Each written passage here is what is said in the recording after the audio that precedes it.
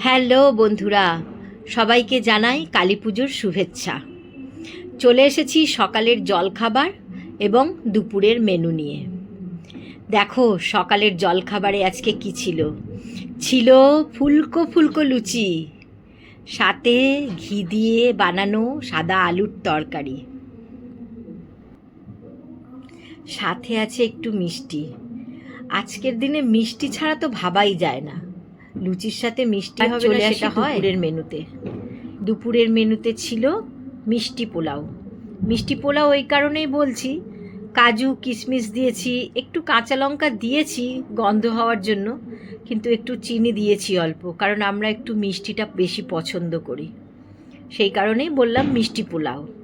তার সাথে ছিল পনির, ক্যাপসিকাম দিয়ে পনির দিয়ে করেছিলাম, কাজু পোস্ত চারমগজ বাটা দিয়ে। এটাও কিন্তু একটু মিষ্টিই হয়েছে, যেহেতু নিরামিষ, আর মিষ্টিটা আমরা সকলেই পছন্দ করি। এই ছিল আজকের সারাদিনের খাবার।